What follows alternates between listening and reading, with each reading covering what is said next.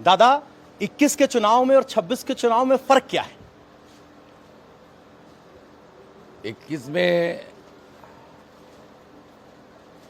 नंदीग्राम में और बंगाल में बीजेपी कार्यकर्ता तैयार थे। इस बार जनता तैयार है। अच्छा, कार्यकर्ता से जनता तक का सफर तय कर लिया आप लोगों ने? जनता जुड़ गया है, जनता परित्राण चाह रहा है। पिछली बार मेदिनीपुर के इस किले को बचाने के लिए खुद ममता बनर्जी आई थी यहां लड़ने के लिए। भले ही वो यहां ना जीत पाई हूं, लेकिन आसपास के इलाकों में जो आपके प्रभाव का इलाका था उसमें टीएमसी ने अच्छी खासी सीटें जीती। अब की बार ममता नहीं है, आपके एक विरोधी आपके सामने है जो कभी सहयोगी थे, तो अब की बार नंदीग्राम की लड़ाई कितनी आसान, कितनी? ये आपका आंकड़ा ठीक नहीं है। 2019 में मेरा डिस्ट्रिक्ट में बीजेपी का वोट परसेंटेज था 37%, तब मैं टीएमसी में था।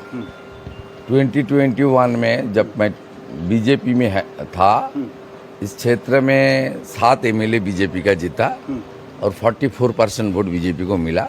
ममता का वोट 43 हो गया।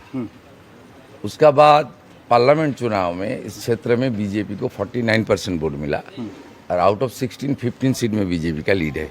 इस बार 16 सीट ही जीतेगा और 55% वोट मिलेगा। पहले फेज का चुनाव हो रहा है, आप दोनों फेज में चुनाव लड़ रहे हैं। पहले फेज की 152 सीटों का आपका आकलन क्या है? देखिए, मैं तो गणितकार नहीं हूँ, लेकिन ये पहले चरण तो बीजेपी का कोर एरिया है। मालदा से लेकर अलीपुरद्वार, पुरुलिया, बांकुड़ा से लेकर east west, Midnapore, Jhargram, west Burdwan, यहाँ अब मान के चलिए 90% सीट बीजेपी को आ जाएगा। कुछ मुस्लिम बहुल सीट है, वहाँ भी टीएमसी के जितना मुश्किल है। दूसरा पार्टी जीत सकता है और बाइफर्केशन ऑफ द वोट का उसमें बीजेपी को भी जो हमारी खास वोट बैंक है, सनातनी वोट बैंक, आदिवासी वोट बैंक, को लेकर हम भी कुछ अप्रत्याशित सीट भी जीतने वाला है। ये सब मिला के नेक्स्ट चरण में थोड़ा बहुत सीट हम लोग का जरूरत है 148 के लिए। इस पहले चरण में बहुत अच्छा सीट मिलेगा और सेकेंड फेज में हम लोग को कुछ सीट का जरूरत होगा मैजिक फिगर के लिए। आप भी हैं, मैं भी हूं और यही नंदीग्राम है। पिछली बार पत्थर चले थे, याद आया हो आपको? हमारी गाड़ी पे चले थे, आप आए थे। अब की बार आप इंजोर्ड हुआ था यहाँ। तो अब सवाल ये है कि अब की बार डर है कि नहीं? गुंडा भाग गया है, गुंडा घर के अंदर है। 5 साल बहुत संघर्ष हुआ यहाँ। दो हिंदू को खून किया है लोग।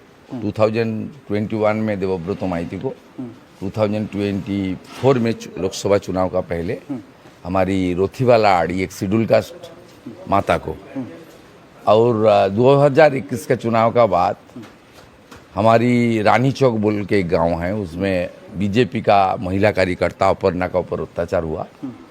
और गोपाल चौक बोल के एक एरिया है बयाल में, उसमें रीना दास के ऊपर अत्याचार हुआ है।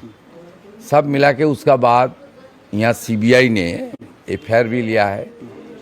हाल ही में कलकत्ता हाईकोर्ट का इंटरवेंशन में एक मामला एनआईए भी ले लिया है। इसलिए 1.5 साल तक कुछ खास टीएमसी का गुंडा लोग जेल में भी था। सब मिला के हम लोग कानूनी तरीके से संघर्ष किया और ये लोग अभी मुसीबत में है। जो गुंडा है, नोटोरियस क्रिमिनल है, मुसीबत में है। यहाँ इलेक्शन कमीशन, पुलिस ऑब्जर्वर और सेंट्रल पैरामिलिट्री फोर्सेस और हाल ही में जो पुलिस ऑफिसर को यहाँ अपॉइंट किया गया है, वो लोग कोशिश कर रहा है एक गुंडा मुक्त चुनाव कराने के लिए, क्रिमिनल को हटाने के लिए। इसलिए अब तक जो हम लोग देख रहा है, गुंडा सब पलायन की ओर भागना चालू हो गया है।